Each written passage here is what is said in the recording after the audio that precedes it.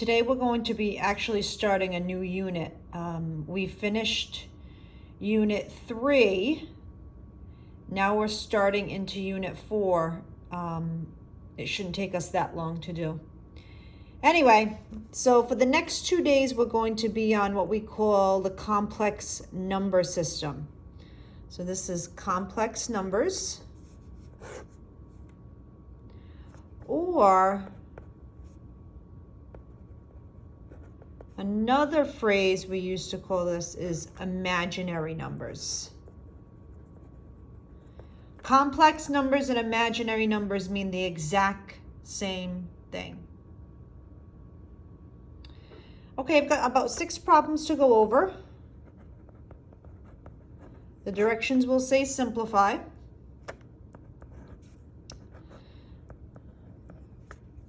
Okay, so number 1 is asking, what number when I multiply by itself is going to give me a negative 36? Well, 6 times 6 gives us a positive 36, and negative 6 times a negative 6 also gives us a positive 36. So there's no number that I can multiply by itself to give me a negative number. So some brilliant mathematician came up with the imaginary number system or the complex number system. It means the exact same thing. So if I try to put this into my calculator, if I put the square root of negative 36, it's going to come back error because there is no number that I can multiply by itself to give me a negative 36. So here's what we do. Well, the square root of 36 is 6. But this negative, whenever there's a negative underneath a square root, we make that an I. I for imaginary number. There's no real solution, but there is an imaginary solution. So our answer is 6I. So all of the problems you're going to be doing today and all the problems you're going to be doing tomorrow on Thursday, every single one of them is going to have an I in it. Your answers are all going to have an I in it. All right, let's take a look at number 2. We'll do another easy one, and then, well, what I mean by easy is it's a perfect square. So 81 is a perfect square, but it's not 8 because of this negative. Sorry, it's not 9. 9 times 9 gives us 81, but I'm looking for a negative 81. So when there's a negative underneath that square root, it comes out, so it's actually 9I. 9I. All right, those 2 were easy because these were perfect squares. So the rest of these problems, 3, 4, 5, and 6, they're not going to be a perfect square. But they're all going to have a negative underneath that square root. So that means your answer has to have an I in it. All right, so 12 is not a perfect square, so that means we got to break it down. I've got 3 and 4. I've got 2 and 2, so I'm going to rewrite this as 2 times 2 times 3, and then I've got this negative. We're going to put a negative 1 there. So I'm going to group the 2 2's together. So I'm going to take out a 2. I'm going to take out that negative 1, which becomes an I, because really that's what that negative 1 means. I probably should write that. The square root of a negative 1 is I. There's 2 rules in this unit. This is one of them. So whenever you see a negative underneath that square root, it's really an I. So anyway, so I'm taking out the 2. I'm taking out that negative 1. It's an I. And then what's left is the 3. So it's 2I square root of 3. 2I square root of 3. These are all square roots, so you're going to be grouping by 2 for all of them. All right, let's take a look at number 4. We're doing 6 of these. The square root of negative 27. So I've got 9 and 3. Then I've got 3 and 3, so I'm going to rewrite this as the square root of negative 1 because that's that negative. And then I've got 3 3's. I am grouping by 2 because that's the root. So I'm taking out the 3. I cannot leave a negative underneath that square root. That means it's an I. And then what do I have left? That 3. So I'm grouping the 3s. That's where that 3 comes from. This -1 has to come out. It's an I. And then I'm left with square root of 3. Every single one of your answers is going to have an I on the outside when you finish. Your answer should have an I on the outside.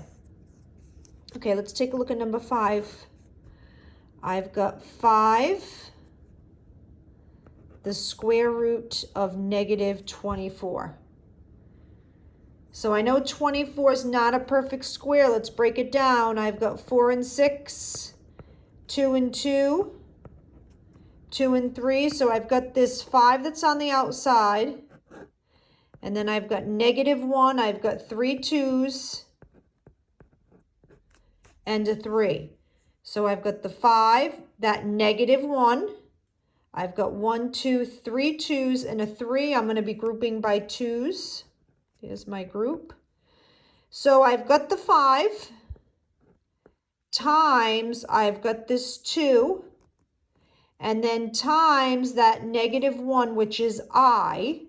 Whoops. There we go. So I'm going to rewrite the 5. I've got my group of 2s that comes out. That -1 is an I, and then what's left? 2 times 3 is 6. Whoops, there we go. And then 5 times 2 is 10. So it's 10I, the square root of 6. There's no difference than what we did before. The only difference is you're going to have an I in your answer. That's the only difference, because all of these numbers are negative. All of them. Negative, negative, negative. And they're going to be for the next 2 days. All right. So let's do the last one, number 6. And then I'm going to have you try some. I've got -4, the square root of -162.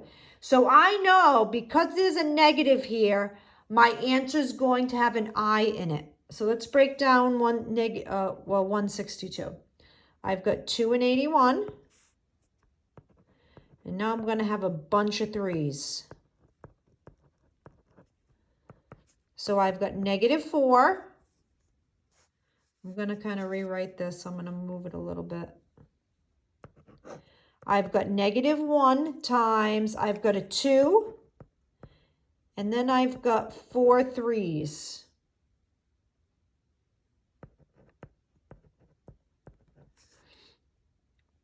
So I've got the -4.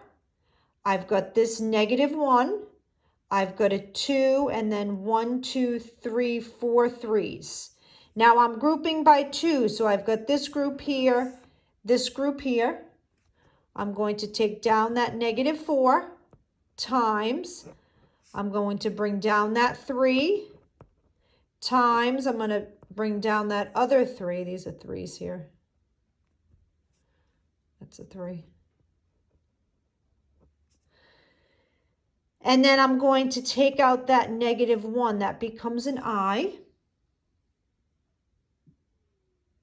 And then I'm left with the square root of 2. So -4 times 3 is -12. -12 times 3 is -36. So it's -36I, the square root of 2. So it was this -4 that I brought down. I've got 2 groups of 3s. So those are those 2 3s. That -1 is the I.